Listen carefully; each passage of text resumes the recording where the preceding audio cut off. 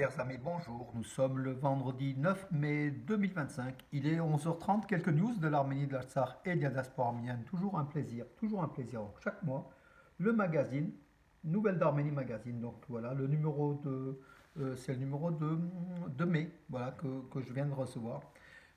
Voilà, une centaine de pages. C'est le titre de la presse arménienne, le titre le plus diffusé en Europe occidentale. Voilà, donc voilà, un mensuel avec bien sûr à chaque fois donc des articles dedans sur l'Arménie bien évidemment. Et je fais aussi des infos communautaires, comme là c'est le cas ici à Valence, donc un baptême encore un. Et puis bien sûr chaque mois ce sont les quiz, voilà les quiz avec la caricature. Donc voilà la caricature, regardez, qui est assez parlante de l'accord de paix. Donc voilà, Aliyev, il veut signer, Pachinian veut signer. Et puis quiz, bien sûr, questions-réponses. Voilà. Et puis des dossiers en fait, des dossiers sur Erdogan, Kocharian, regardez, donc les forces les observateurs de l'Union européenne en Arménie. D'ailleurs, c'est la couverture. Voilà, nouvelle patrouille d'observation. Les infocom, bien sûr, toutes les manifestations qui ont eu lieu à Paris, Paris, Marseille, Lyon. Et puis le prochain numéro, il y aura aussi toutes les autres villes, les petites nouvelles en fait. Voilà. Donc c'est Nouvelles d'Arménie, donc qui est très prisé. L'éditorial d'Aratoronian, bien sûr. Voilà, donc Nouvelles d'Arménie. Et puis mes amis, donc comme c'est le week-end, voilà, dépêchez-vous. Donc ce dimanche, pour ceux qui ne savent pas quoi faire, venez au centre du patrimoine arménien, l'auditorium, donc entrée libre. Voilà le spectacle La fille de Stepanakert avec Anna Ismailian, organisé par 4 associations, dont France Ashtarak Arménie, Arménia, Idjeval et France Arménie Promotion. France Promotion, voilà, AEP, voilà.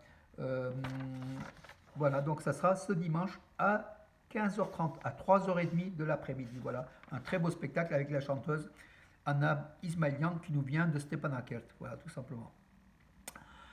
Ce matin, bien sûr, c'est la fête de la victoire. Les hauts dirigeants de la République d'Arménie, ce matin, ont visité le parc de la Victoire, sur les hauteurs d'Erevan, pour déposer donc des gerbes, voilà, à l'occasion de cette fête de la victoire, comme je l'ai précisé, de la Seconde Guerre mondiale, contre les troupes nazies. Ce sont tous les pays qui sont ligués pour gagner contre les nazis. Donc il y avait Vakın Khatchaturian, le président de la République d'Arménie. Il y avait aussi Alan Simonian, le président du Parlement arménien. Il y avait aussi Serpouy Galian, la ministre de la Justice. Il y avait aussi le ministre arménien de la Défense qui était présent aussi, Soulen Babikian. De très hautes personnalités, toutes les hautes personnalités de l'Arménie étaient là à la fête de la victoire à Yerevan. Tandis que le Premier ministre arménien était à Moscou, donc il était reçu par Poutine.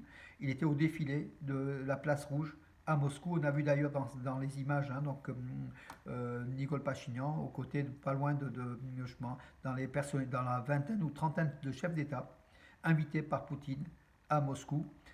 Pachinian devait y être en fait dans un jeu d'équilibre. Donc voilà, c'est pas qu'il apprécie Poutine, mais l'Arménie est aujourd'hui obligée de jouer entre l'Europe, l'Union européenne, les États-Unis et la Russie, parce que tout simplement son avenir en dépend. Donc voilà, c'est peut-être une bonne chose qu'il ait participé, même s'il ne porte pas dans son cœur Poutine, mais c'est pour le bien de l'Arménie. Peut-être qu'il a eu raison. Mais en tout cas, par contre, sa casquette qui ressemble à celle d'Atatürk me déplaît de plus en plus. Pachinian, il porte une casquette un petit peu de type, vous savez, comme en Anatolie on portait dans les années 20, 30, 40, à l'image d'Atatürk, pour copier sur Atatürk. Ça me plaît pas trop cette image de cette casquette, mais bon, après, c'est son choix, libre à lui de se présenter comme il veut. En tout cas, c'est au nom du gouvernement arménien, il était à Moscou, donc aujourd'hui, au défilé militaire. Alors, que dire d'autre, mes amis? En Arménie, il y a encore aujourd'hui une trentaine de vétérans de la Grande Guerre patriotique, de 39-45, donc au nombre de 31 de l'Arménie, donc qui a donné les Arméniens qui ont donné 600 000, j'ai dit 300 000 la dernière fois, c'est 600 000 Arméniens qui ont combattu sur différents fronts de la guerre patriotique et ont contribué à la victoire. Donc des 600 000, il y en a 300 000 qui ont été martyrisés, qui sont morts sur le champ d'honneur, dont 170 000 à peu près d'Arménie, le reste de l'Union soviétique et de la diaspora. La nation arménienne a produit 4 maréchaux: Hovannes Bahramian, Hamazas Babajanian, Sergei Khoudiakov, Roudiakov, c'est Rampertsians, Sergei Aranov et un amiral de l'URSS, Hovannes Isakov. 70 000 soldats arméniens ont reçu des ordres de combat et des médailles. 27 soldats sont devenus récipiendaires de l'ordre de la gloire. 104 personnes ont reçu 104 Arméniens ont reçu le titre de héros de l'Union soviétique. Nelson Stepanian, le pilote de guerre, qui est mort au-dessus de la Baltique, hein, disparu lors de la guerre, a reçu, il était de Stepanakert, hein, ou le chouchi Nelson Stepanian, a reçu à 2 reprises le titre de héros de l'Union soviétique. Voilà, cette année marque le 80e anniversaire de la grande victoire, donc de la guerre patriotique de 39-45. L'église Saint-Thaddée de Dutmachen en Arménie sera rénovée, donc c'est un plan du ministère arménien de l'éducation, des sciences et de la culture qui rénove les joyaux du patrimoine arménien, et cette église fait partie de ces rénovations. Même si Arto Kongar, un spécialiste justement des églises, où il vient de faire un livre, L'Arménie éternelle, hein, donc un livre-album sur les églises arméniennes et le patrimoine arménien en Arménie, lui, il affirme que cette église est relativement neuve, tant à l'intérieur qu'à l'extérieur, et que peut-être qu'il y a des églises encore plus dangereuses, enfin, avec un risque d'écroulement qui devrait être pris en charge davantage que des églises comme celle de Tutmachen, donc qui est en cours de rénovation. Alors, c'est, oui, Dutmachen, oui, c'est ça, l'église Saint-Taté, Subtateos. L'Arménie, donc le ministre arménien des Affaires étrangères, donc Arat Mirzoyan, s'est exprimé sur les opérations militaires entre l'Inde et le Pakistan. Le ministère arménien des Affaires étrangères donc soutient l'Inde contre le Pakistan qui n'a pas reconnu le génocide des Arméniens, qui arme l'Azerbaïdjan, qui est l'ennemi de l'Arménie. Bien évidemment, l'Inde est l'ami de l'Arménie, l'Inde qui fournit des armes, qui vend des armes à l'Arménie. Il y a un accord militaire entre Yerevan et New Delhi, et c'est important. L'Arménie soutient l'Inde dans cette guerre, ce qui semble être une guerre entre le Pakistan et l'Inde. Voilà. Alors que la Turquie et l'Azerbaïdjan soutiennent le Pakistan. Hein, voilà, c'est l'axe du mal. Vladimir Poutine, donc le président russe, a envoyé un message de félicitations au Premier ministre arménien Nikol Pachinian à l'occasion du 80e anniversaire de la victoire de la Grande Guerre patriotique. Voilà.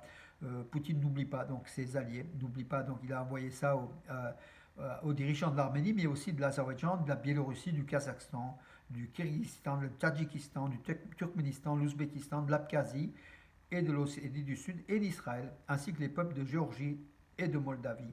Voilà, donc la Russie qui essaye de rassembler autour d'elle des anciennes républiques soviétiques, hein, voilà, et puis un peu au-delà. L'Inde a interdit l'importation de marchandises en provenance de l'Azerbaïdjan qui soutient les actions terroristes du Pakistan contre l'Inde. Voilà, c'est ce que je disais tout à l'heure. Hein, Bakou soutient Karachi, le Pakistan, ou Islamabad.